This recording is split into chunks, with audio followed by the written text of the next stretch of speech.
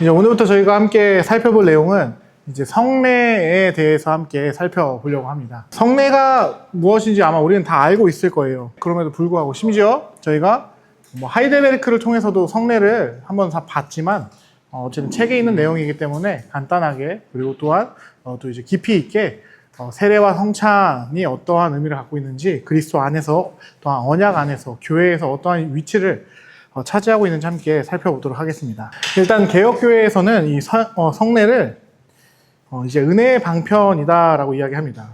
보이는 말씀이라고 이야기하며 이제 실제적으로 오감을 가지고 말씀을 경험하는 것이다라고 이야기한다라는 것이죠.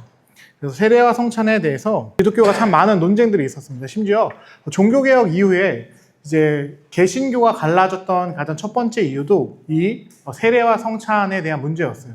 루터와 쯔빙글리, 칼빈 대표적으로 이 세 병으로 구분되어지는데 뒤에 보다 보면 내용이 나올 거여서 굳이 앞에서 설명은 하지 않겠습니다.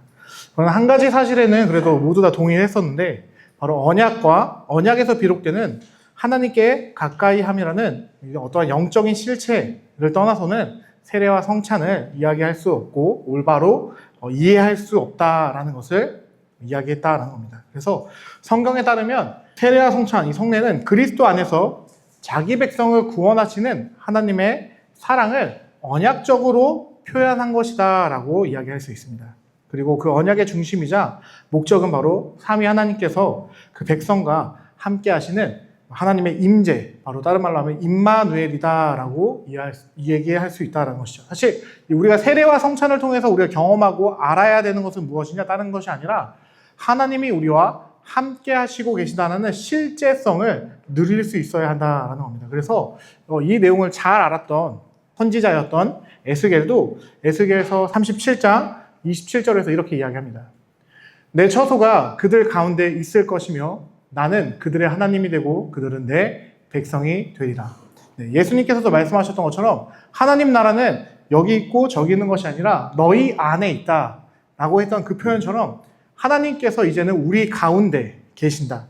우리가 이미 살펴본 것처럼 언약은 성삼위 하나님께서 그의 백성과 연합과 교제를 지속적으로 나누기 위해 어떻게 역사를 이끌어 가셨는지에 대한 내용이다라는 거예요. 그래서 구약에서는 이를 하나님의 현현으로 등장시키기도 하고 어떨 때는 성막, 성전, 제사장, 그 다음에 또 기도하는 방식 또한 유월절, 어린 양으로서 이런 것들을 알려주셨다라는 거예요. 그러다가 드디어 이제 갈라디아서의 말씀처럼 때가 참에 성자 하나님께서 성육신 하심으로 예수 그리스도 안에 구원하시는 임재를 밝히 보여주셨다라는 것이 기본적인 개혁주의에서 이해하고 있는 언약이다라는 겁니다. 이래서 요한은 이렇게 말합니다. 그의 장막을 치셨을 때라고 이야기한다라는 거예요. 아마 이런 번역은 처음 볼 거예요. 왜냐하면 보통 요한복음 1장 14절은 그의 장막 안에 거하다라고 표현되는데 사실 여기서 거하다라고 사용되었던 단어가 에스노켄이라는 단어인데 이게 거하다라는 뜻보다는 사실은 장막을 치다라는 의미가 있다라는 것이죠. 이걸 한글 성격이 장막을 친다라는 의미가 무엇일까라고 했을 때 이걸 의역해서 거하신다라는 의미로 장막을 친다는 건 집을 짓는다라는 의미이기 때문에 우리 안에 집을 지으셨다. 우리 안에 집을 졌다라는 건 우리 안에 들어와 사신다라는 의미로 이제 의역해 놨다라는 겁니다. 예수 그리스도께서 오심으로 하나님의 임재가 실제가 되었습니다. 그 전에 모든 것, 아까 봤었던 성막, 성전, 제사장, 기도, 유월절, 어린 양, 이 모든 것은 그림자요, 모형이었다라는 것이죠. 그래서 우리가 이사야서 7장과 마태복음 1장을 보면 이 구절이 있는 걸 보게 돼요. 함께 읽어보겠습니다. 시작.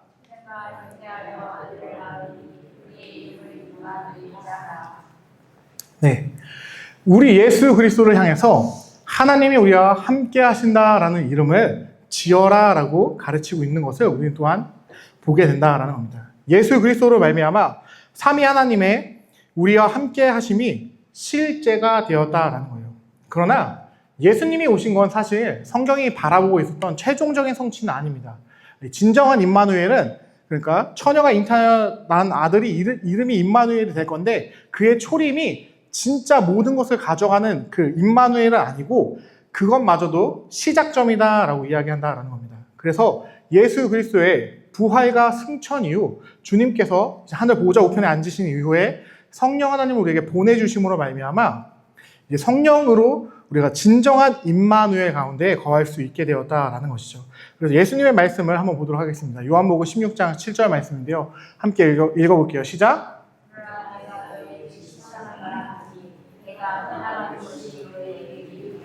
내가 떠나가지 아니하면 보혜사가 너희에게로 오지 아니할 것이요 가면 내가 그를 너희에게 보내리니. 네, 성령은 성부 하나님께서 성자의 이름으로 보내시는 분이십니다. 그래서 그분을 성경에서는 그리스도의 영, 주의 영, 살려주는 영이다라고 표현을 하고 있다라는 거예요. 그러므로 하나님의 언약 백성 안에 거하시는 성령님으로 말미암아 삼위 하나님께서 함께 하신다는 언약의 복을 이 세상에서 궁극적으로 나타내신다라는 겁니다. 성경이 우리에게 가르쳐주고 싶은 것, 성경이 우리에게 지향점으로 지시하는 것은 무엇이냐? 하나님이 우리와 함께 하는 것, 하나님이 우리와 함께 살아가는 것을 바라보라고 합니다. 그래서 예수님께서도 너희가 이제는 하나님 나라를 사는 자들이다 라고 이야기할 때 예수의 복음으로 말미암아 성령과 동행하는 그들이 하나님 나라를 산다라는 것이죠. 그래서 최종적인 목적, 진정한 하나님의 나라의 도래, 그것을 바라보기 위해서 예수님께서는 우리에게 계속해서 그 그리스도의 영이자 주의 영이자 살려주는 영을 받아야 한다라고 이야기하셨고, 그 영을 받는 순간 우리가 1차적인, 종례적으로는 모든 곳에 임마누엘이 임재해야 되기 때문에 1차적인 임마누엘, 나에게 임마누엘이 완성되고 그 이후에 이제 온 세계가 하나님의 충만함으로 가득 차기를 소망하는 마음으로 우리가 이제 최종적 임마누엘을 소망해야 한다라는 겁니다. 네, 그래서 성경은 불신자가 아닌 이상 성령의 임재를 또 이제 하나님의 임재를 구할 수 없다라고 말한다라는 것이죠. 왜냐? 우리가 기본적으로 이제 예수를 주로 시한하는 모든 이들은 성령을 받았기 때문에 가장 좋은 것인 성령을 내 안에 모시고 있기 때문에 우리는 성령의 임재를 구하는 것이 아니라 성령의 충만함을 구하는 자들이고, 우리와 함께하지 않는 아직 예수를 모르는 자들 안에 성령께서 임재하시기를 우리가 소망하는 것이 바로 복음 전파다라고 이야기할 수 있을 것입니다. 신자는 오직 내 안에 계신 내주하시는 성령을 통해 삼위 하나님과 함께 동행하는 삶을 누리고 살아간다라는 것이죠. 그리고 이를 위해 우리가 이를 자주 잊고 살기 때문에 주기적으로 기억할 수 있도록 우리에게 주신 것이 바로 말씀과 성례다라는 거예요. 우린 이 말씀과 성례를 통해 삼위 하나님과 연합과 교제를 누려가는 겁니다. 성례라는 거, 우리가 오늘 살펴보려고 하는 성례라는 것에 주어진 이유를 설명하기 위해 우리가 앞에 봤었던 그 하나님의 주권적인 선택하심부터 시작해서 언약적인 하나님의 성취하심이 이루어진 이후에 하나님께서 너희가 이미 다 누리고 있어 라는 것을 오늘날의 삶의 가운데서도 매일같이 되새김질하며 그 은혜에 의존하여 살아가게 하기 위해서 주신 것이 말씀과 성례다라는 이야기를 드린 겁니다. 자, 그렇다면 이제 본격적으로 진짜 이 성례라는 것이 무엇인지 한번 조금씩 파헤쳐 보도록 하겠습니다. 우리의 선배들은 성경을 정립했었던 웨스트민스터 신앙고백서 27장 1항에 성례를 이렇게 정리해 놨습니다. 제가 읽어볼게요. 성례는 은혜 언약에 대한 거룩한 표징이요 인치심이며, 여기까지가 로마서 4장과 창세기 17장을 근거로 하고 하나님께서 직접 제정하셨다라는 말씀을 마태복음과 고린도전서를 근거로 하며 그리스도와 그분이 주시는 은혜를 나타내며 그분 안에 있는 우리의 유익을 확증한다, 이 말씀은 고린도전서와 갈라디아서의 근거를 두고 있고, 또한 교회에 속한 사람들과 세상에 속한 나머지 사람들을 가치적으로 구별하며, 이건 로마서와 출애굽기, 창세기의 근거를 두며 교회에 속한 사람들로 말씀을 따라 엄숙하게 그리스도 안에서 하나님을 섬기는 일에 참여하도록 하기 위해 주어졌다라는 것이 로마서와 고린도전서의 근거를 두고 있습니다. 네, 이게 우리가 성례라는 것을 정의할 때 제일 먼저 얘기할 수 있는 성경적 근거입니다. 자, 그렇다면 저희 첫 번째 말했었던 이 표징과 인치심에 대해서 한번 살펴보도록 하겠습니다. 성례의 특징 중 우리가 기억해야 하는 것은 표징과 인치심입니다. 이게 다 한자어여서 우리가 표와 인치심에 대해서 많이 헷갈리는데, 표는 말 그대로 어떠한 이제 그 표식을 하는 거예요. 사인 같은 거라고 생각하시면 되고요. 인치심은 도장을 찍는 겁니다. 넌 내 거야 라고 도장 찍는 거고, 넌 내 거야 라고 표를 주시는 거예요. 그래서 한 가지 말씀드리면 666은 존재하지 않아요. 666은 상징적인 언어입니다. 무슨 언어냐? 성령의 인치심을 받은 너희와 사탄의 인치심을 받은 존재를 구분하기 위해서 우리는 성령의 인치심과 성령의 표를 가진 사람이고, 세상 가운데 살아가는 하나님과 관련 없는 사람들에게 사탄의 인치심으로 나타나는 게 666이다라고 이야기하는 겁니다. 그래서 666이 다른 이야기를 하고 싶은 단어가 아니라, 성경에서 말하는, 성경은 숫자의 의미가 있다고 하죠. 성경에는 7이라는 숫자에 완전수라는 의미를 부여합니다. 7은 왜 완전수냐? 하늘의 수 3과 땅의 수 4의 합쳐짐이어서 7이 완전수예요. 근데 거기서 7에서 하나를 빼면 뭐가 되냐? 불완전을 뜻하는 인간의 수인 6이 나옵니다. 그 6을 3번 반복함으로써 가장 불완전한 존재다라는 것을 드러내기 위해서 666을 갖다 붙여놓은 거지, 진짜 뭐 나중에 세상 말세 왔을 때 갑자기 사탄들 돌아다니면서 와 탁탁탁 이렇게 여기다 이마에다가 666 찍어지고 그러는 거 아니다라는 거예요. 제가 이걸 설명드리는 이유는 우리가 기독교의 성경을 좀 잘 이해해야 되기 때문에 말씀드리는 거예요. 즉 그런 의미로서 그 사탄의 666과 마찬가지로 여러분이 성령 하나님에게 인치심과 표를 받음으로 말미암아 하나님 것이 되었다라는 것을 이 성례가 강하게 드러내고 있다라는 겁니다. 넌 하나님 거야 라는 것을 이게 티켓을 줬다라고 생각하면 돼요, 편하게. 자, 그래서 표징으로서의 성례는 그리스도 자체를 보게 하는 의미가 있습니다. 그리스도 자체를 이제 그 표징으로서 나타낸다라는 건데, 우리는 그분과의 연합과 교제에서는 벗어날 수 없어요. 벗어나면 안 돼요. 왜냐? 그분을 벗어나는 순간 그리스도께서 주신 그 구원의 복을 결코 누릴 수 없기 때문입니다. 이 내용을 예수님께서 요한복음 15장 4에서 5절에 말씀하십니다. 너희가 내 안에 있고 내가 너희 안에 있어야 한다라고 이야기하셨다라는 거예요. 즉 성례는 무엇을 의미하는 거냐? 내가 그리스도 안에 있고 그리스도가 내 안에 있다라는 것을 드러내는 표다라는 겁니다. 그래서 이것을 다른 의미로 하면 우리 속죄 은택을 받을 수 있는 티켓이다라고 이해하면 편할 겁니다. 또한 이 성례는 외적이고 물리적인 요소들을 가지고 있습니다. 왜냐하면 우리가 성례를 행할 때마다 오감을 사용해서 더 본질적으로 느끼고 누릴 수 있게 하기 위해서 외적인 형상들을 사용한다라는 거예요. 세례에서는 뭘 사용할까요? 물을 사용합니다. 그리고 포도주와 떡을 성찬에 사용해요. 제가 이거 하일데베르크 할 때도 말씀드렸었던 부분인데, 물을 사용하는 이유는 우리가 물을 언제 매일 자주 만나죠? 씻을 때 자주 만나죠? 맞아요. 세례의 죄 씻음을 상기시키기 위해서 물을 사용하는 겁니다. 물론 요한의 세례는 다른 의미예요. 요한의 세례와 예수님의 세례는 다르기 때문에 요한의 세례 때까지는 물로 주는 것이 당연했는데, 예수님의 세례부터는 예수님은 그 침례, 그 물로 인해서 이렇게 씻겨지는 의미를 더함으로써 교회는 이제 내가 물로 씻을 때마다 나는 원래 이렇게 더러운 존재였는데 그리스도의 보혈로 씻겼지라는 것을 상기하기 위해서 물로 세례를 베푸는 것을 선택한 거고요. 빵과 포도주를 선택한 이유는 물론 이제 그것이 예수님께서 그 6월절 만찬 가운데 선택하신 이유도 있지만, 만찬 가운데 많은 음식 중에 그걸 대표적으로 선택한 이유도 있지만, 그 당시에 주식이었다라는 겁니다. 빵을 먹고 포도주를 먹을 때마다 예수 그리스도를 생각하게 하기 위해서 그러한 기물들을, 외적인 것들을 선택했다라는 것을 우리가 알고 가야 한다라는 겁니다. 그래서 존 칼빈은 하나님께서 교회에 은혜로 주신 그분의 권위가 부여된 예증 또는 복음 그림이다라고 할 수 있는 이것에 대해서 이렇게 이야기했습니다. 무엇이냐? 하나님께서는 우리가 구원의 은혜에 담긴 풍부한 은택을 완전히 누리기를 간절히 바라시지만 우리는 어린아이와 같아서 하나님의 방식을 이해하지 못한다.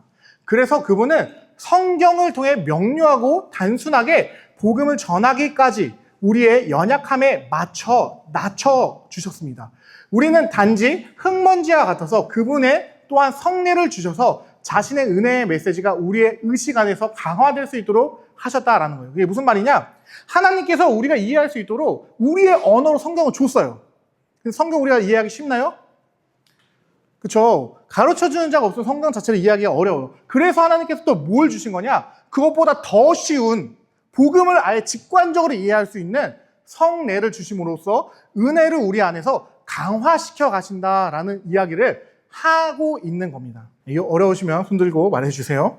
네, 그래서 이런 의미에서 성례를 표징이다라고 얘기하는 겁니다. 그래서 개혁주의 신앙은 그러나 단지 이것이 상징이다라고는 이야기하지 않아요.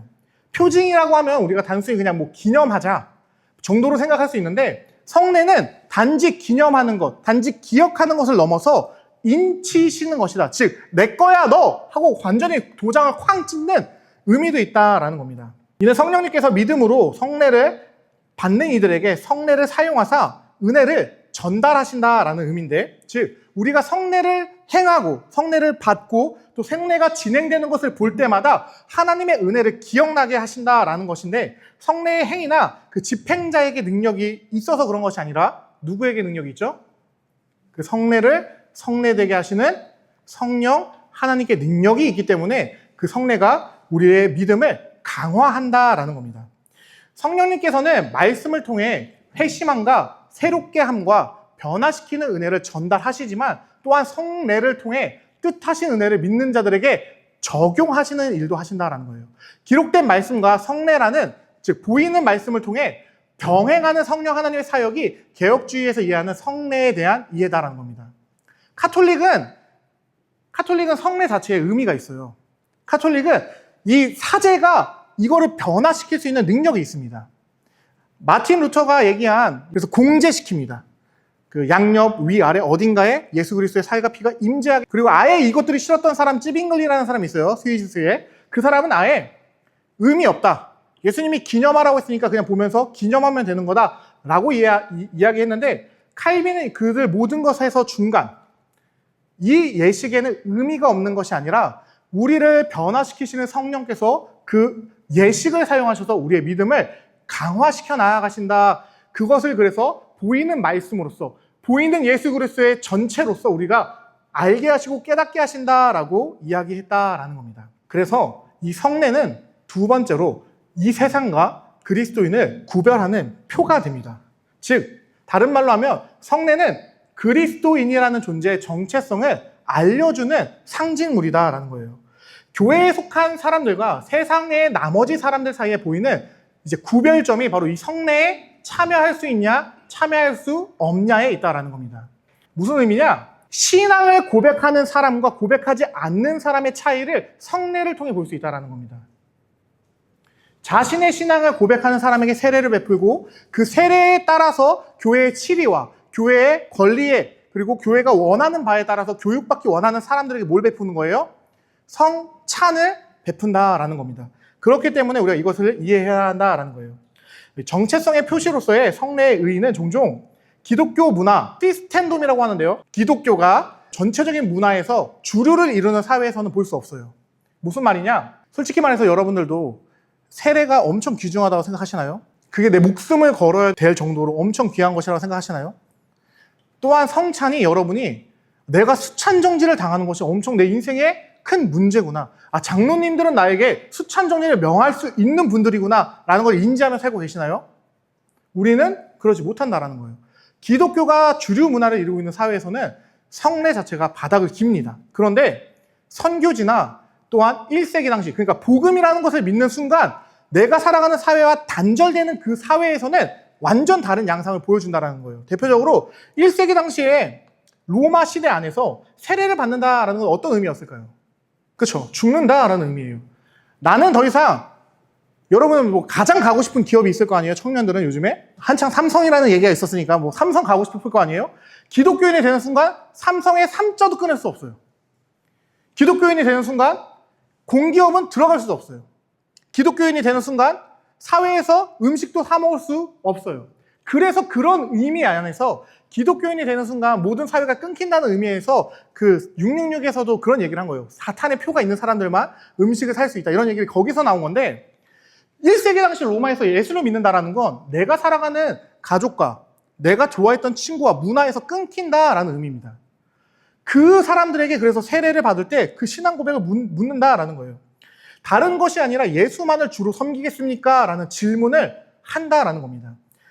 즉 세례를 받는다는 건 내가 이 세상과 끊기겠습니다. 나는 세상과 관련 없는 사람입니다. 라는 것을 고백한다라는 겁니다. 그래서 성경이 우리에게 이렇게 얘기하는 거예요. 너희는 나그네요 청직이다. 너희는 본향이 다른 곳에 있는 존재다 라고 이야기한다는 겁니다. 우리가 그것을 기억하지 못한다면 안 된다라는 거예요. 사실 기독교가 기독교다운 그 빛을 발하는 때는 언제냐? 고난이 있을 때입니다. 사회가 기독교를 핍박하고 예수 믿는 것이 전혀 득될 것이 없을 때, 그때서야 진짜 참 크리스찬들이 기독교인다운 삶을 살아낸다라는 거예요. 원래의 세례는 내가 설령 이 땅 가운데서 내 삶에 답이 없을지라도 예수만이 나의 삶의 답입니다 라고 고백하는 사람들이 받는 거였다라는 겁니다. 내가 내 삶에서 모든 것이 끊긴다 할지라도 예수가 있는 그곳에 내가 나아가겠습니다 라고 하는 사람들에게 베푸는 게 세례라는 성례였다라는 거예요. 그래서 원래 기독교의 세례식은 로마 군대의 입대식과 다 있어요. 문답식을 하고, 그 다음에 모든 사람들 앞에서 공증을 하고, 맹세를 하고, 서약을 한 다음에, 그 다음에 세례식을 하죠. 그게 원래 로마 시대 군대에 입대하는 입단식이랑 똑같았다라는 겁니다. 사도 바울이 말하잖아요. 너희는 그리스도의 군사요. 군사에게는 뭐가 없다고 해요? 자기 삶이 없다라고 얘기하잖아요. 거기에서 차용해 와서 세례식을 그렇게 디자인했다라는 겁니다. 예수님이 세례 베풀 때 제자들에게 삼위 하나님 믿으십니까? 이거 안 물어봤어요. 그 이후에 제자들 지나고 속사도들 시대 지나면서 오늘날의 세례식이 정형화된 겁니다. 그리고 그 세례식 때 신앙 고백의 툴로서 제시됐던 게 사도신경인 거고요. 당신이 이 고백을 진짜 믿습니까? 크레도 합니까? 라는 질문을 했다라는 것이죠. 근데 사실 세례는 내가 구주의 예수의 군대가 되겠습니까? 라는 질문을 받는 장이다라는 겁니다.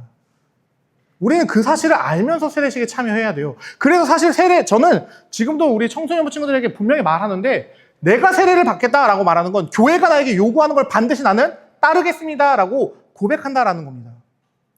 교회가 성경에 위배되지 않는 명령을 할 때는 난 내 의지와 상관없이 교회의 명령에 따라서 내가 그것을 하겠습니다라고 고백하는 게 세례식이라고요. 제가 지금 이제 세례와 입교 총 4명들을 교육하고 있는데 그 지점을 분명히 말합니다.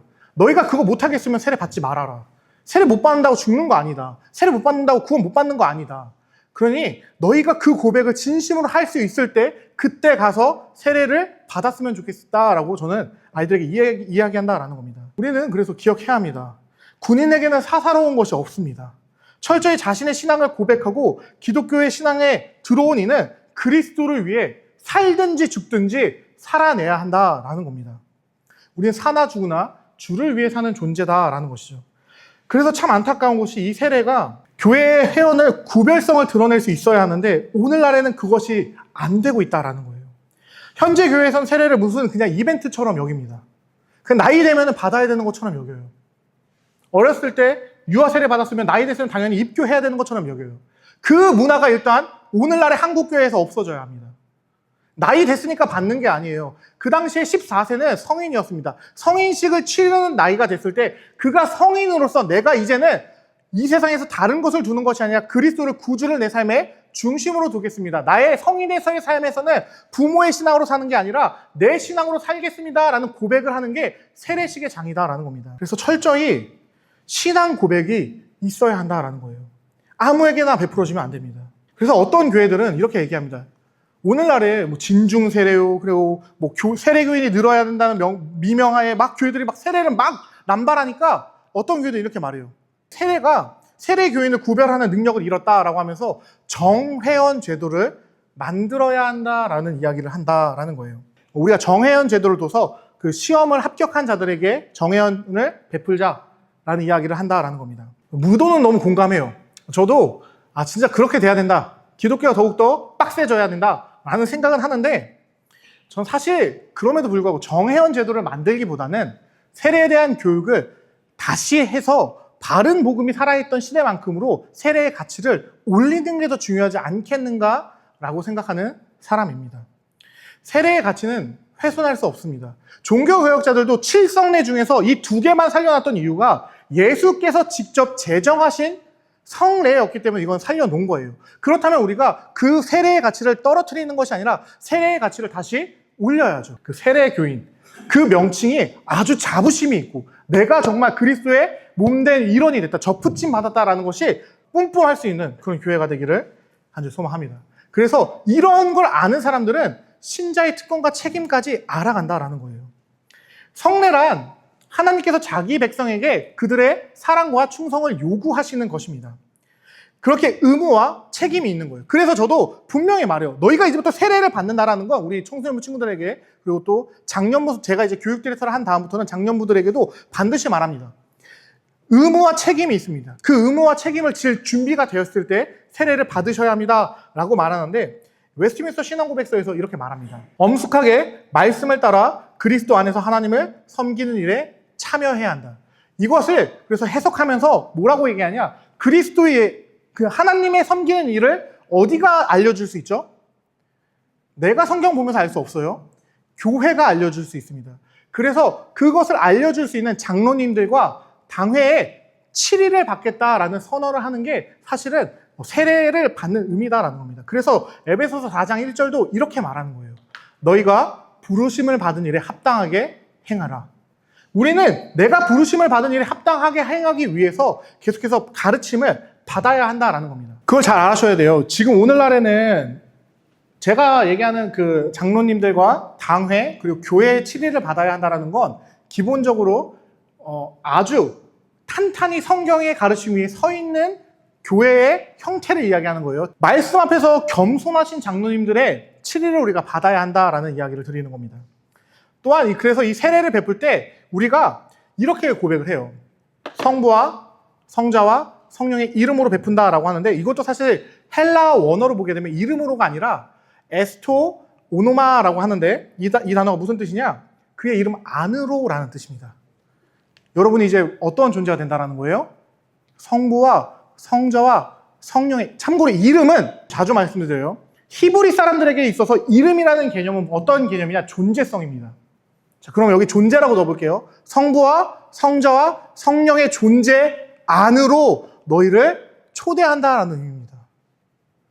세례를 받는다는 건 내가 이제 성부, 성자, 성령과 관련 없는 자가 아니라 그리스도와 연합함으로 말미암아 그리스도가 삼위일체 하나님이시기 때문에 삼위의 연합 가운데 내가 거하게 된다라는 의미를 갖고 있다라는 거예요. 그래서 회개하고 그리스도를 믿는 자로 하여금 죄의 굴레에서 벗어나 성부와 성자와 성령에 연합하게 하는 게 세례다라는 겁니다. 그럼 세례 귀한 겁니까? 귀하지 않은 겁니까? 이것보다 성도에게 있어서는 귀한 것이 없다라는 거예요. 우리가 그것들을 기억하고 알아야 합니다. 그렇다면 이걸 알게 된 사람은 어떻게 되냐?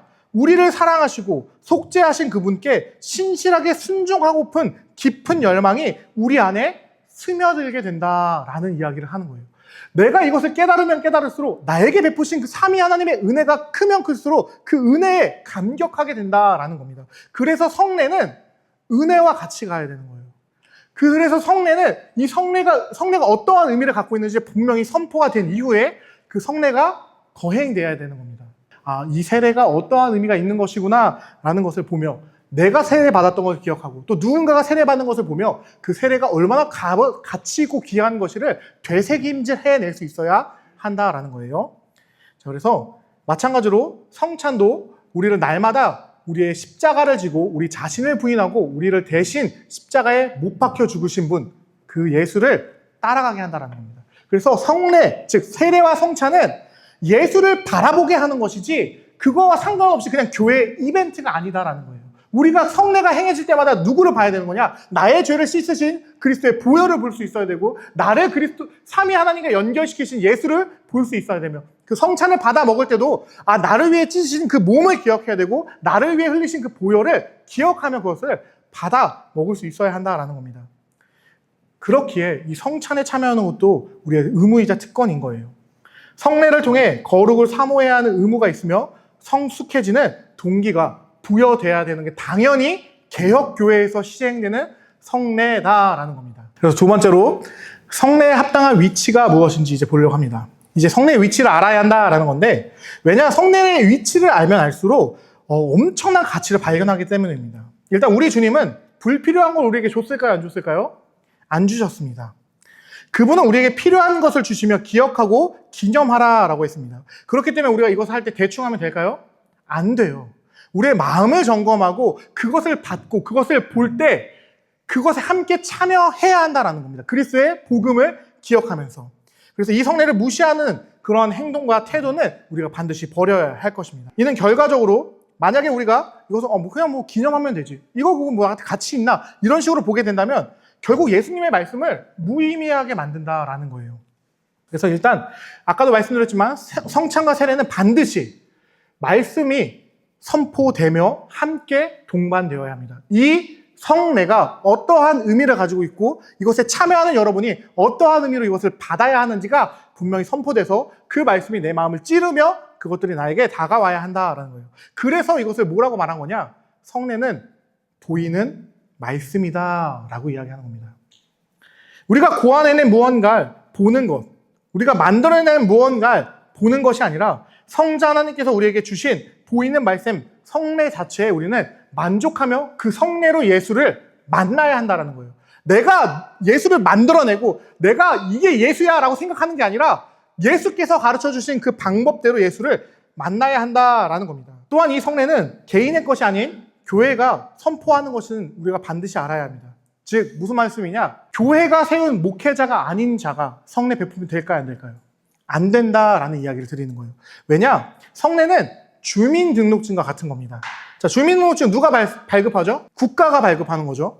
네, 국가가 공인된 기관, 주민센터를 통해서 발급하는 게 주민등록증이에요. 그것과 마찬가지로 성례는 교회가 베푸는, 즉 하나님, 성삼위 하나님께서 교회라는 기관을 통해서 우리 그의 백성에게 베푸시는 주민등록증과 같다라는 것을 우리가 기억해야 한다라는 겁니다. 그렇기 때문에 이 주민등록증 누구에게 줍니까? 주민의 증명이 된 사람에게 주는 거잖아요. 외국인이 되고 싶다라고 하면 어떻게 해야 돼요? 비자도 받고 당연히 시험을 쳐야 된다라는 겁니다. 우리가 확실한 자격심사를 걸쳐야지만 주민등록증을, 외국인이 다른 나라 주민등록증을 딸 수 있는 것처럼 우리도 그렇게 해야 한다라는 거예요. 그래서 주민등록증은 특권인 겁니다. 내가 그 나라에 속한 존재다라는 것을 증명해 주는 것이기 때문에. 비슷한 방식으로, 그래서 우리 예수님께서 계속 말씀드리지만 자신의 대리자인 목자들과, 그 목자들이라는 것은 목사를 말하는 게 아니에요. 모든 장로를 말합니다. 바른 복음 위에 서 있는 장로들에게 그 역할을 맡기셨다라는 겁니다. 장로교는 장로가 바로 서는 게 정말 중요한 교단이에요. 그 정도만 알아주시면 될 거고, 다음 주에 장로 더 살펴볼 거니까 장로 때 많이 나오시기 바랍니다. 그래서 세례도 분명한 교육기간을, 원래는 교단은 6개월을 말해요. 6개월의 교육기간을 거친 후 신앙 고백을 베푼 자들에게 베풀어지며, 성찬도 세례를 통해서 신앙을 고백한 교회 회원들에게만 베풀어져야 한다는 겁니다. 왜 성찬을 예수 안 믿는 사람에게 베풀면 안 될까요? 성찬은 치리의 대상들에게만 베풀 수 있기 때문에 그렇습니다. 무슨 말이냐? 수찬 정지가 교회의 권징의 가장 높은 단계예요. 그 다음에 출교이기 때문에. 즉 그리스도의 만찬에 참여하는 것을 멈추게 하는 것, 즉 이 회원이 아닌 자에게 그거 명할 수 있나요? 없어요. 그리스도와 관계없는 자에게 우리가 그걸 명할 수 없기 때문에 분명히 그리스도와 관계 있는 자라고 선포된 이에게 성찬이 베풀어지고, 그가 잘못된 길로 갈 때 이 성찬을 금지시킬 수 있다는 겁니다. 그래서 치리를 할 수 있는 자인지 치리를 할 수 없는 자인지가 이 성찬을 베풀 수 있는 기준이다라는 겁니다. 성찬에 참여하는 것이 중요하다는 것을 기억해 주시면 감사하겠습니다. 자, 그렇다면 이제부터는 본격적으로 이제 세례와 성찬에 대해서 더 세부적으로 보려고 하는데, 세례는 할례에서 시작한다라는 걸 알아야 합니다. 여러분, 성경은 단절된 책인가요? 아니면 연결된 책인가요? 그렇죠? 반드시 기억하셔야 돼요. 성경은 한 번도 단절된 적 없이 연결되어 있습니다. 그래서 유기적으로 발전되었다라는 거예요. 즉, 이 언약이 그랬듯 세례도 언약과 뗄 수 없기 때문에 발전이 있었다라는 겁니다. 아까도 말씀드렸지만 그리스도께서 모든 언약을 이루신 이후에 성도들이 그 은혜를 유지해 나갈 수 있도록 주신 것이 이 세례와 성찬이었잖아요. 그렇기 때문에 세례와 성찬은 언약과 뗄래야 뗄 수 없는 관계에 있다라는 겁니다. 그래서 이걸 뒤집어 말하면, 그러면 구약시대의 세례는 무엇이었는가를 우리가 살펴보자라는 이야기입니다. 구약시대에 존재했던 세례는 할례였습니다. 옛 언약 가운데 언약 백성의 건역, 즉 언약 백성으로 들어올 수 있는 표시는 뭐였죠? 할례였어요. 이 할례, 언약 백성과 언약 백성이 아닌 자를 구분했던 할례와 마찬가지로 세례가 하는 역할이 무엇이냐? 그리스도인과 비그리스도인을 구별하는 장치다라는 겁니다.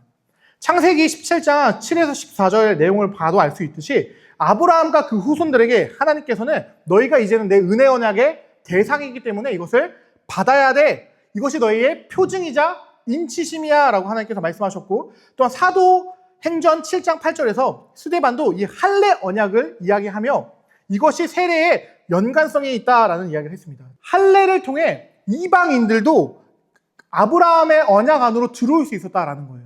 할례를 이방인이 받으면 그가 하나님의 백성이 될 수 있었다라는 겁니다. 그렇기 때문에 할례는 하나님의 백성을 확인하고 구별하는 표이자 아브라함의 후손들의 언약적 양육과 권징의 기초였다라는 거예요. 그리고 이 할례에 대항하는 게 바로 새 언약에서의 그리스도의 할례인 세례다라는 겁니다. 자, 이 내용이 어디 나오냐? 골로새서 2장에 나옵니다. 함께 읽어볼게요. 시작.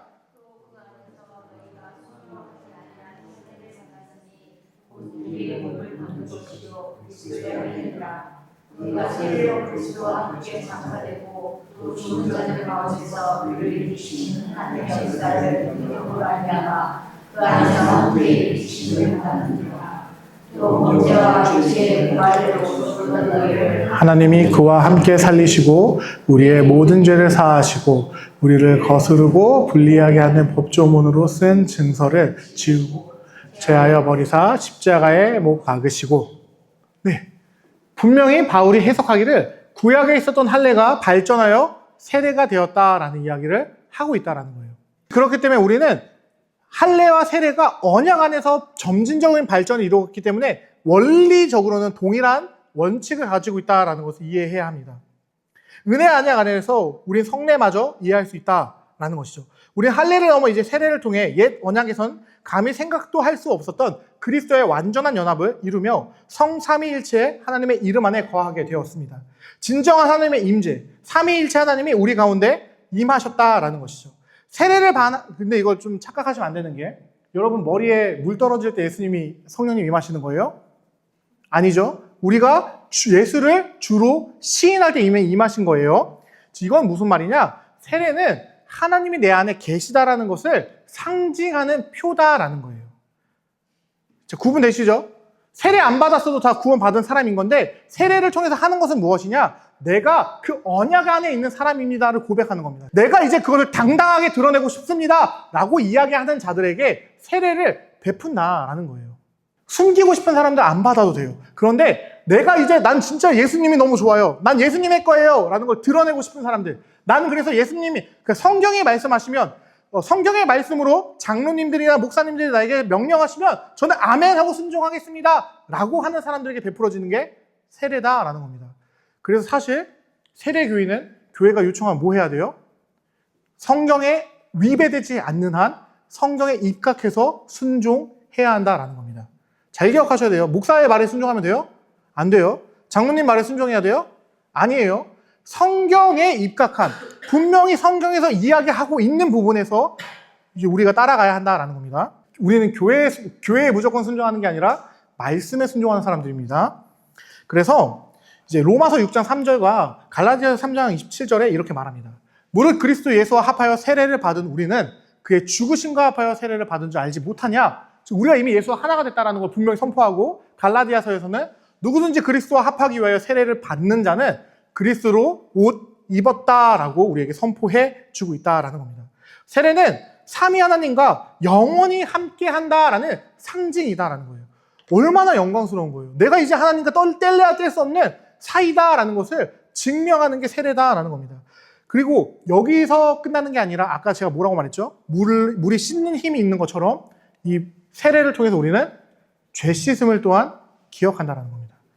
그리스도와 젖붙임 받은 게 가장 중요하지만 그 젖붙임 받기 위해서 우리가 뭐 해야 돼요? 우리의 죄가 없어져야 되잖아요. 그래서 세례를 받는 거예요. 그 세례가 내 머리 위에 떨어짐으로, 물이 떨어짐으로 말미암아 내 죄가 보혈로 씻겼다라는 것을 상징한다라는 겁니다. 그래서 물을 사용하는 게 중요하다라는 거죠. 왜냐하면 우리가 매일같이 물로 몸을 씻는 것처럼 나의 죄가 그리스도의 보혈로 씻겼다라는 것을 상징한다라는 거예요. 그래서 여러분이 집에 가서 오늘도 씻으면서 뭘 생각하면 좋아요? 나의 그렇게 더러웠던 몸을 그리스도께서 그의 보혈로 씻어주셨구나 라는 것을 생각할 수 있어요. 이게 정신 나간 사람이 아니라 말씀 가운데 사는 사람이면 정말 작은 것 하나에도 그리스도의 은혜를 누릴 수 있어야 한다는 것을 우리의 선배들이 담아놓은 그런 어떤 진국 같은 거다라는 것을 알아주시면 좋겠습니다.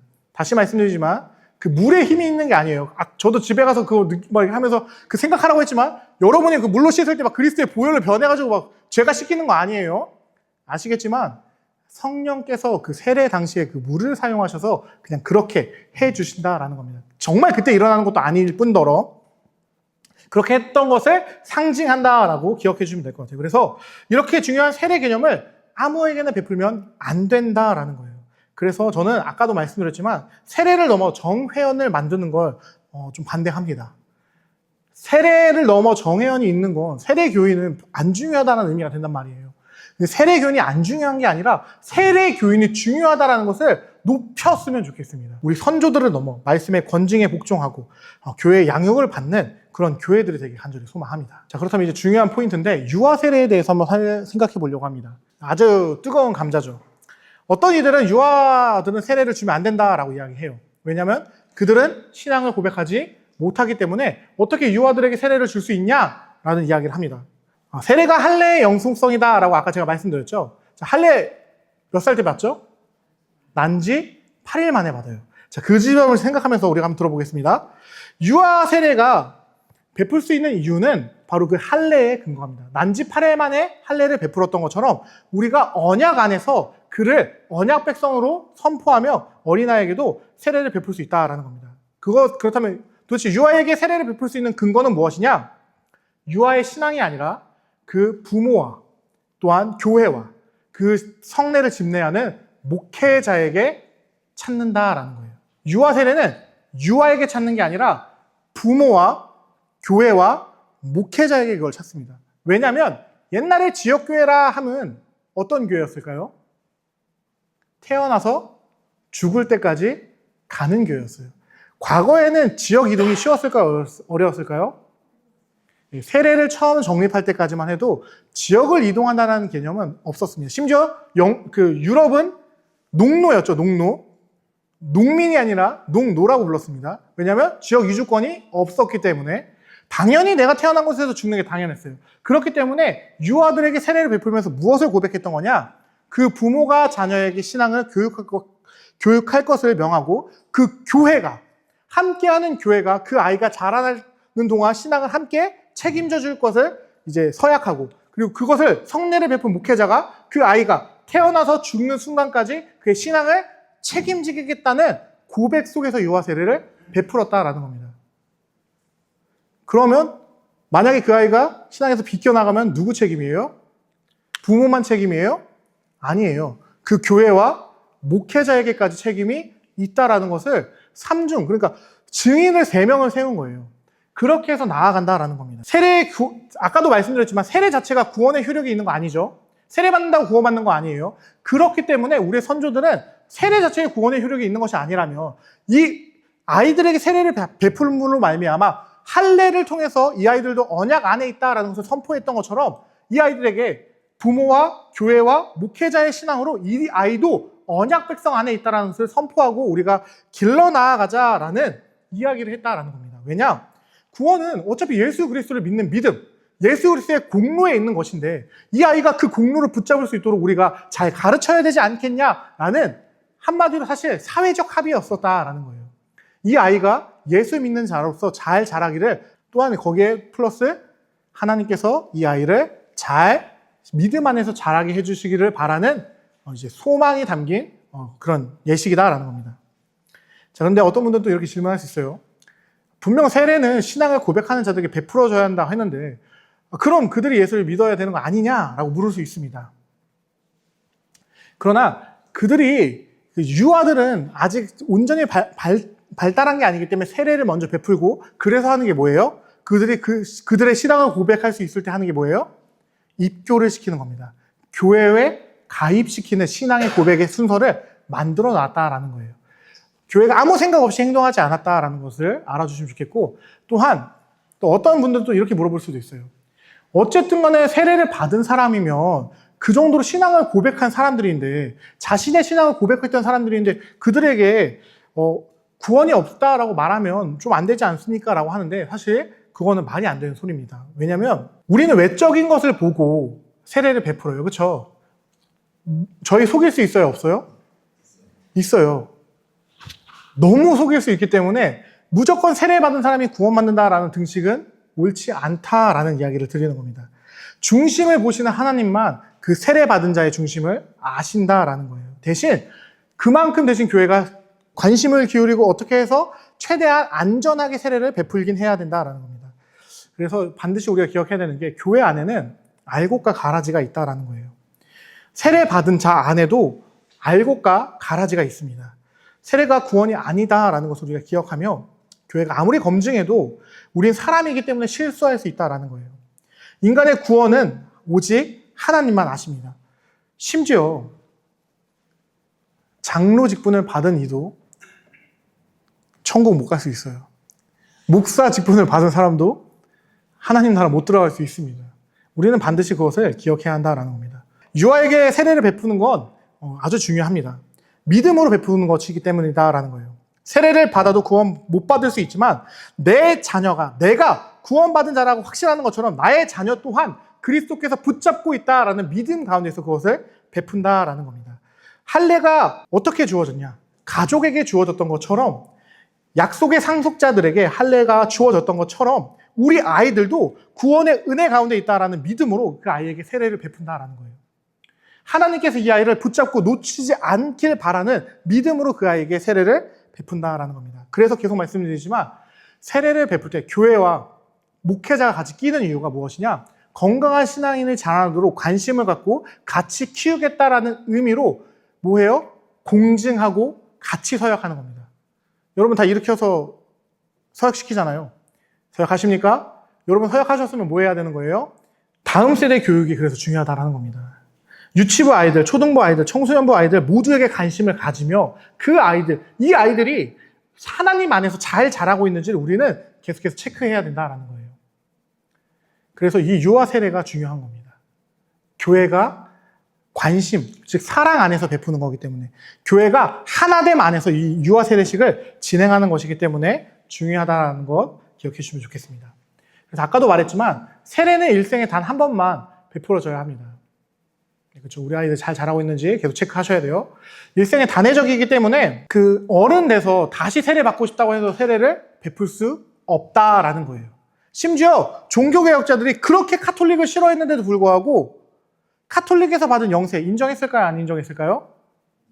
인정했어요. 왜냐? 그것을 베푼 사제에게 능력이 있는 것이 아니라 성부와 성자와 성령의 이름으로 베풀어진 것이기 때문에 설령 카톨릭의 사제들이 베풀었다 할지라도 바른 복음 안에서 베풀어진 그 성례는 우리가 인정해야 한다라고 이야기했다라는 겁니다. 그래서 그들마저도 루터랑 칼빈마저도 다시 세례받지 않았어요.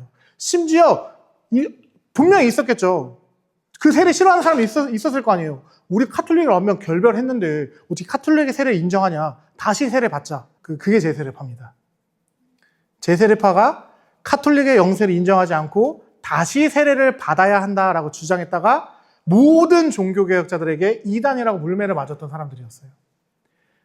왜냐하면 사람에게 있는 것이 아니라 바른 복음, 물론 바른 복음은 아니었지만 어쨌든 간 그 당시 성부와 성자의 성령의 이름으로 베풀어진 그 세례에는 그 성부, 성자, 성령의 권위가 있기 때문에 그 세례를 우리가 무시할 수 없다라고 종교개혁자들이 주장했다라는 거예요. 물론 이제 근데 그거와 다 반대로 성찬에 대해서는 완전히 칼을 긋습니다. 성찬은 아주 날카롭게 그어요. 카톨릭 거 절대 인정 안 한다고. 네. 그래서 다시 말씀드리지만 유아 세례는 성경적인 겁니다. 왜냐하면 우리는 어쨌든 두 번 베푸는 거 아니고 유아가 성장한 이후에 유아에게 입교식을 이제 거행하기 때문에 유아 세례를 우리는 거부할 이유가 없다라는 거예요. 자, 이제 그럼 계속해서 이제 유아 세례를 끝으로 이제 세례가 무엇인지 받고 이제 성찬에 대해서 최대한 빠르게 한번 살펴보도록 하겠습니다. 성찬은 이제 예수님께서 제정하신 건데 특별히 이제 6월절 만찬을 가지고 만드셨습니다. 그리고 이제 고린도전서에 보게 되면 이런 구절이 나옵니다. 너희는 누룩 없는 자인데 새 덩어리가 되기 위하여 묵은 누룩을 내버리라. 우리의 6월절 양 곧 그리스도께서 희생되셨느니라. 이러므로 우리가 명절을 지키되 묵은 누룩으로 말고 악하고 악의에 찬 누룩으로도 말고 누룩이 없이 오직 순전함과 진실함의 떡으로 하자라고 이야기를 합니다. 즉 바울이 무엇을 말하는 것이냐? 우리는 6월절을 지속하기 위해 부름받은 것이 아니다라는 거예요. 즉 과거의 것과는 이제 끊겨야 한다라는 이야기를 하는 건데 성찬이라는 새 언약의 성례를 지속하기 위해 우리는 이제 부름받았다라는 겁니다. 아까도 말씀드렸지만 세례가 할례에 발전된 거잖아요. 할례를 우리가 할 필요가 없는 것처럼 이제 더 이상 이제 6월절이 발전해서 성찬이 됐으니 6월절을 지킬 필요가 없다라고 바울이 이야기한다라는 정도만 이해해 주시면 될 것 같습니다. 그래서 이 후반부에서 성찬에 대해서 이제 좀 더 바울이 논의를 확장시키는데 이렇게 말합니다. 내가 너희에게 전한 것은 주께 받은 것이니 곧 주 예수께서 잡히시던 밤에 떡을 가지사 축사하시고 떼어 이르시되 이것은 너희를 위하는 내 몸이니 이것을 행하여 나를 기념하라 하시고 식후에 또한 이와 같이 잔을 가지시고 이르시되 이 잔은 내 피로 세운 새 언약이니 이것을 행하여 마실 때마다 나를 기념하라 하셨으니 너희가 이 떡을 먹으며 이 잔을 마실 때마다 주의 죽으심으로 그가 오실 때까지 전하는 것이니라 라고 이야기하고 있습니다. 성찬은 다른 의미가 아닌 예수님께서 세례도 마찬가지지만 친히 정하신 성례입니다. 특별히 6월절을 기념하시면서 정하셨는데 특별히 복음서를 종합해서 이해하게 되면 이 성찬은 새 언약의 표다라는 것을 알게 됩니다. 한번 말씀 함께 보도록 하겠습니다. 두 말씀인데 마태복음과 누가복음 말씀입니다. 함께 읽어볼게요. 시작!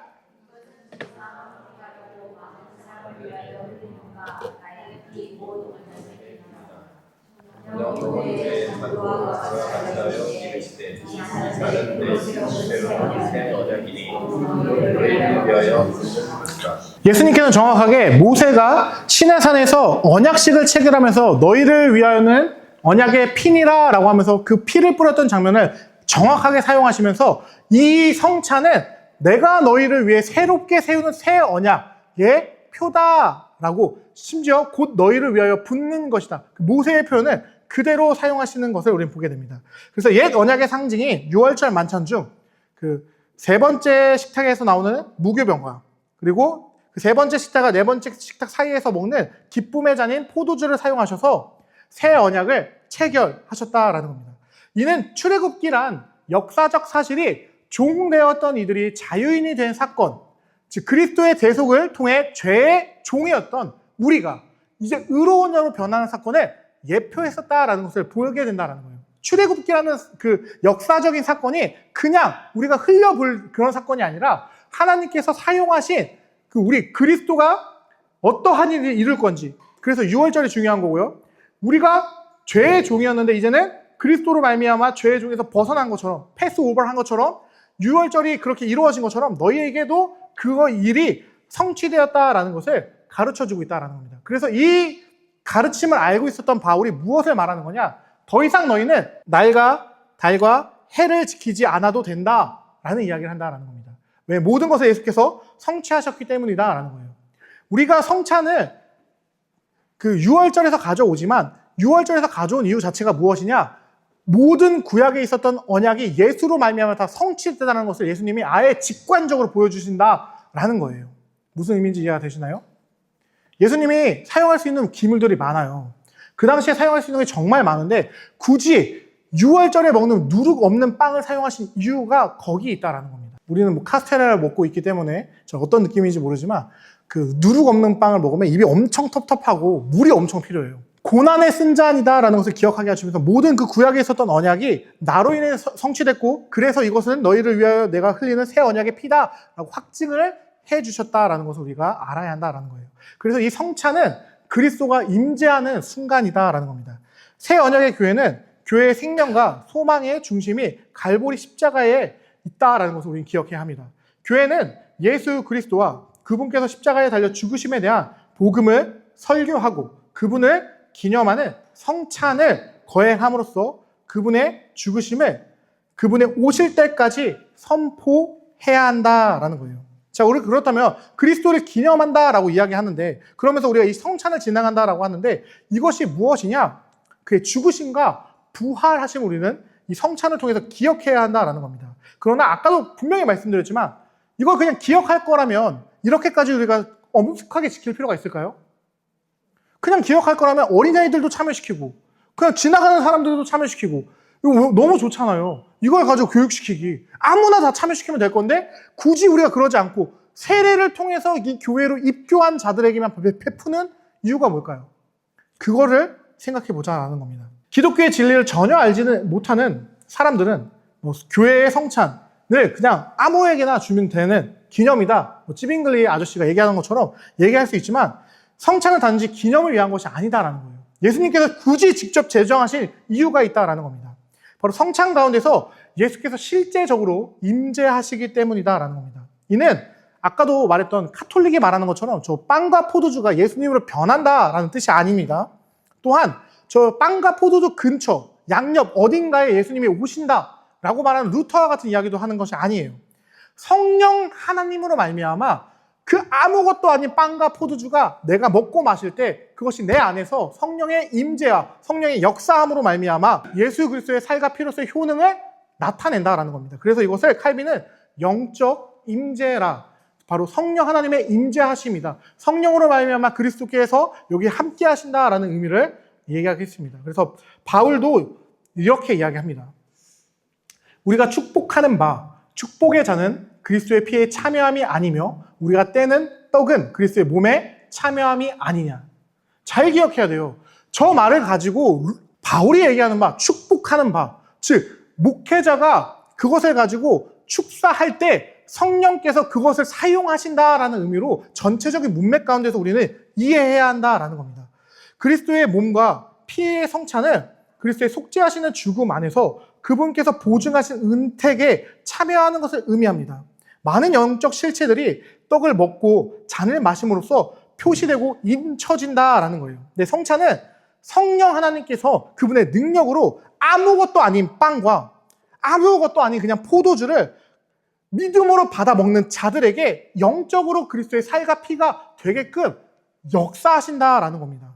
진짜 그걸 먹고 마실 때 내가 예수를 먹고 마시는 게 아니라 그건 그냥 빵과 그거지만 그걸 먹고 마실 때 성령께서 그것들을 사용하셔서 나의 안에 내가 믿음이 더욱더 성장하게 하시고 그리스도와 더욱더 연합되게 해 나아가신다라는 의미가 있다라는 것이죠. 이 성찬은 아무에게나 베푸는 것이 아닌 세상에서 분리되고 거룩한 자, 즉 이 성찬의 의미를 되새김질하면서 받아 먹을 수 있는 자들은 세례교인에게 베풀어야 한다라고 종교개혁자들은 가르쳤다라는 겁니다. 그래서 우리는 사실 초대 기독교의 성찬을 기억해야 할 필요가 있습니다.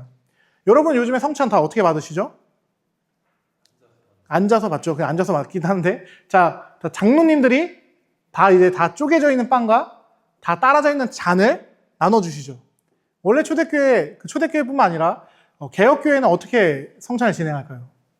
네. 교회 자체가 안 크기 때문에 앞으로 나오면 찢어줍니다. 그러면 그들이 뭘 보죠? 빵이 찢기는 걸 보고 포도주가 따라지는 걸 보게 돼요. 그러면서 뭘 각인시키는 거냐? 당신을 위해서 그리스도께서 몸을 찢으셨습니다. 당신을 위해서 그리스도께서 피를 흘리셨습니다를 교육하는 효과가 있다라는 겁니다. 그래서 이것을 알고 이것을 분명하게 인지한 이들이 그 상태에서 이 성찬에 참여해야 한다라는 거예요. 자, 그리고 마지막으로 성찬은 교회 앞에 있는 시대의 완성이라는 위대한 소망을 붙들게 합니다. 즉 무슨 말이냐? 예수께서 다시 오시는 순간을 생각나게 한다는 거예요. 예수님이 언제까지 성찬을 하라고 하셨죠? 내가 다시 올 때까지 성찬을 행하라 라고 명하셨기 때문에 우리는 이 성찬을 하면서 주가 다시 오시는 것을 소망한다라는 것이죠. 그래서 사실 이걸 받아 먹을 때 최고 마지막에 여러분의 심령에서 터져 나와야 되는 그 메시지는 무엇이냐?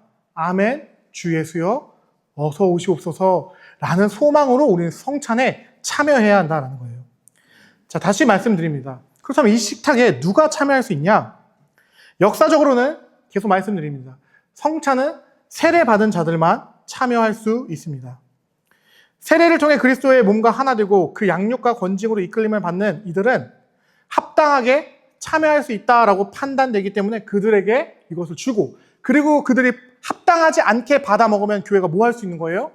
7일을 함으로써 수찬을 정지할 수 있다라는 겁니다. 그리스도의 거룩한 만찬을 보호하는 역할까지 할 수 있는 게 세례다라는 것이죠.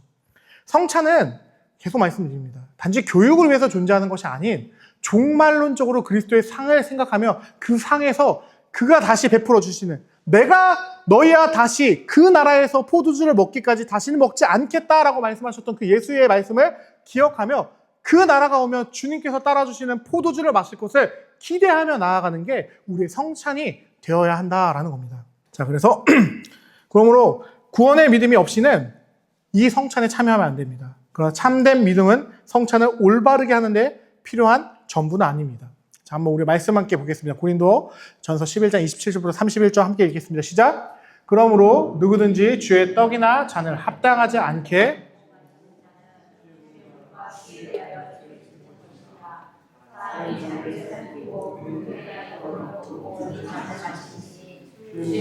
분별하지 못하고 먹고 마시는 자는 자기의 죄를 먹고 마시는 것이니라. 그러므로 너희 중에 약한 자와 병든 자가 많고 잠자는 자도 적지 아니하니 우리가 우리를 살폈으면 판단을 받지 아니하려니와. 아멘. 네, 일단 이것은 고린도에 변하는 편지입니다. 이 상황은 고린도 교회의 특정 상황인 건 맞아요. 그런데 이거를 통해서 우리가 깨달을 수 있는 바는 무엇이냐? 성찬에는 참여할 자격이 있다라는 겁니다. 그리고 그 자격은 기본적으로 성도다라는 것이죠. 그러나 성도가 자신을 돌아보지 않고 성찬에 참여하는 것을 성부 하나님은 용서하지 않습니다. 11장 20절에서 22절을 보게 되면 바울이 이런 얘기를 왜 하는지가 나옵니다. 그 당시에 이 성찬을 고린도 교회는 그리스도의 몸을 대하고 피를 대하는 것처럼 하지 않았다라는 거예요. 그냥 공동의 식사 정도로 취급하며 그냥 애찬, 그냥 뭐 나 먹고 싶은 사람 먼저 먹고 늦게 오는 사람 뭐 못 먹고 이 정도지 라는 생각으로 성찬에 참여했기 때문에 성찬은 그런 게 아니다. 주의 만찬은 주 앞에 나아가는 것이다 라고 이야기하며 성찬은 주의 만찬이다라는 것을 기억하라라고 한 겁니다. 그래서 바울은 자 우리가 여러분 한번 생각해 볼게요. 대통령이 여러분을 대통령의 만찬에 초대했어요. 이렇게 입고 가실 겁니까? 지금 입고 있는 옷으로 대통령 만찬에 참여하실 분 계세요? 당연히 없겠죠. 대통령이 대한민국의 가장 높은 사람이 나를 그 만찬에 초대했으면 거기에 맞는 드레스 코드로 입고 갈 거예요. 그거 얘기하는 겁니다. 너희가 주의 만찬에 참여한다면 그 주의 만찬에 맞는 태도와 마음가짐을 가지고 참여해라 라고 한다라는 겁니다. 성찬은 우리를 돌아보며 성찬이 무엇인지 온전히 이해하면서 나아가야 합니다. 그렇기 때문에 성찬은 개인이 하는 것이 아니라 그리스도의 몸된 공동체가 함께 진행하는 것이라는 걸 기억하며 나와 함께하는 공동체가 그리스도 안에서 단단해지기를 소망해야 한다는 겁니다. 우리는 주님의 식탁에 모일 때 서로 사랑하고 서로에게 하나님의 은혜로 봉사하고 서로 물질적으로 돕고 서로 교제하고 지속하고 권함을 받는다라는 것이죠. 함께 식사를 하는 것은 가족이다라는 뜻입니다. 가족을 위한 사랑으로 헌신하는 것이 성찬을 나누는 이들에게 있어야 한다는 거예요. 성찬은 일단 기본적으로 하나님께 나아가는 것도 있고 그리스도를 기억하는 것도 있고 하지만 최종적인 마지막은 무엇이냐? 나와 함께 성찬을 참여하고 있는 이 모든 공동체 안에서 그 가족됨이 나타나야 한다는 겁니다. 교회 안에 가족애가 있어야 한다라는 이야기를 하고 있다는 거예요. 그래서 칼빈은 성례 재발견의 이 파트에서 이렇게 말합니다. 칼빈이 말한 거 아니고 이 책에서 이 파트에 칼빈의 말을 인용합니다. 참고로 말씀드리면 칼빈이 말이라고 했을 때 이 칼빈이 그냥 얘기한다고 생각하시면 안 됩니다. 칼빈은 이 말을 하기 위해서 성경 안에서 이 구절의 근거를 수십 가지를 찾아냅니다. 제가 한번 읽어볼게요. 하나님께서 우리에게 덕을 세우시려고 성례를 주셨다. 하나님께서는 성례를 통해 첫째, 우리가 믿음으로 더욱 완전하게 그리스도께 연합하게 하시고 우리의 영적 성장을 도우신다. 둘째, 매일 마주하는 적대적 상황들과 유혹들 앞에서 우리를 확신케 하시고 강하게 하신다. 셋째, 하나님의 언약 가족의 구성원으로서 우리가 하나님과 서로를 향한 개인적 책임들을 더욱 완전하게 인식할 때 우리로 그리스도인의 삶은 더욱 신실하도록 박차를 가하신다라고 이야기한다는 거예요. 이게 무슨 말이냐? 먼저는 그리스도와 연합하는 거. 아까도 계속 말씀드렸지만 내가 그리스도와 하나가 됐다는 것을 기억나게 하는 것이고 두 번째는 내가 매일같이 무너지지만 그리스도의 그 몸과 피를 대하면서 내가 하는 것이 아니라 예수께서 성령께서 나를 이끌어 가주시는구나라는 믿음으로 한 걸음 한 걸음 나아가며 그것이 나 혼자만 하는 것이 아니라 이 만찬을 함께 나누는 모두가 함께 해 나아가는 것이라는 것을 기억하며 이 공동체가 무너지지 않게 하기 위해 노력해라라는 이야기를 한다라는 겁니다. 우리가 성경적인 성찬을 이해할 때 성찬은 단지 그냥 무슨 빵 쪼가리 먹고 포도주를 마시는 시간이 아닙니다. 예수 그리스도가 어떠한 분인지를 분명히 기억하고 그 그리스도께서 나를 부르신 이유를 기억하며 그 이유에 합당하게 살기 위해 힘을 얻는 시간이다라는 거예요. 그리고 그 힘을 얻는 게 나 혼자 얻는 것이 아니라 나와 함께 이 만찬에 참여한 이들과 함께 함으로써 함께 힘을 내어 그 길들을 걸어 나가는 시간이 되어야 한다는 겁니다. 그래서 우리도 그리스도인의 삶에 더욱 신실하도록 박차를 가하신다는 의미가 마지막에 나온다라는 거예요. 이제 강의를 마치도록 하겠습니다. 성례라는 것은 언약에 보이는 말씀으로, 세례는 그리스도의 연합의 시작의 표요, 성찬은 그리스도의 연합의 계속의 표다라고 정리할 수 있을 것 같습니다. 우리는 그렇기 때문에 말씀과 바르게 집행되는 성례 아래 머물며 세례의 서약을 지키고 성찬 앞에서 자신을 살피며 서로 사랑으로 섬기는 교회가 되어야 할 것입니다. 성령께서 표징을 통해 실제 은혜를 믿음으로 적용하심을 신뢰하며 교회는 가르침과 권징으로 이를 지켜 나아가야 합니다. 우리는 이 시탁에서 주의 죽으심을 그가 오실 때까지 선포하며 아멘, 주 예수여 어서 오시옵소서를 고백할 수 있어야 한다는 거예요. 말씀은 듣는 거죠. 듣는 말씀 너무나도 좋습니다. 근데 여러분이 그 듣는 말씀이 여러분의 인생을 일주일의 삶을 온전히 이끌어 가시나요? 여러분 오늘까지도 주일날 담임 목사님의 설교, 여러분의 삶을 오늘 이 시간까지 이끌어 오셨나요? 다 까먹죠? 그래서 우리가 뭐 해야 되는 거냐? 함께 이 성찬을 돌아봐야 한다는 겁니다. 원래 칼빈은 매 주일마다 성찬을 하는 것이 가장 옳을 것이다 라고 얘기했어요. 개신교도 원래는 매주 하기로 원했어요. 그런 의미 때문에 그런 게 아니라 말씀만으로는 기억하기 힘드니까 내가 먹었던 그 예수 그리스도의 그 몸을 상징하는 떡과 내가 먹었던 그 예수 그리스도의 피를 상징하는 보혈을 기억함으로써 나아가게 했던 겁니다. 사실 이거는 더더욱 한국 사회에서는 더 필요한 것 같아요. 왜냐하면 유럽 사회는 뭐 먹죠? 사실? 네, 빵이랑 포도주 그냥 쉽게 먹어요. 걔네들은 사실 이거 잘 배우면 뭐 할 수 있어요? 이거 잘 배워놓으면은 그냥 아침 먹다가도 생각할 수 있다고요. 아, 맞다. 아, 우리 예수님. 빵 찢으면서 생각할 수 있다고요. 근데 우리는 빵으로는 배 안 부르잖아요. 우리는 다 밥심으로 사는 사람들인데. 아마 예수님이 한국 사람이었으면은 아마 이제 뭐 막걸리랑 부추전 이런 거 사용하셨겠죠? 우리 예수님이 한국 사람이 아니었으니까 그걸 사용하신 건데, 그러다 보니까 우리는 더더욱 사실은 매주 하면 좋은데, 사실 이거 힘듭니다. 요즘에 하도 이제 교회가 한 200명 넘어가는 교회들은 성찬 준비하는 게 너무 힘들기 때문에, 뭐 웬만한 교회들 매주 하기 힘들고, 많이 하는 교회도 한 달에 한 번 한다고 하더라고요. 그러나 한 달에 한 번 하든, 뭐 1년에 3번을 하든, 뭐 1년에 한 번도 안 하든, 한 번도 안 하면 안 되지만, 우리가 그리스도의 성찬을 말씀에서 대할 때, 그리고 실제로 성찬이 행해지고 세례가 행해지는 것을 볼 때 예수를 기억해야 한다라는 거예요. 그럼 간단하게 말씀드리고 끝내겠습니다. 성례, 세례와 성찬이 예수에게 닿지 않으면 그건 세례와 성찬으로서의 가치가 있을까요? 없을까요? 없습니다. 즉 여러분이 세례와 성찬에 참여할 때 예수가 기억나지 않는다면 여러분은 보이는 말씀이 성례에 참여한 게 아닙니다. 이제 곧 있으면 우리가 세례식이 있고 또 성찬이 베풀어질 겁니다.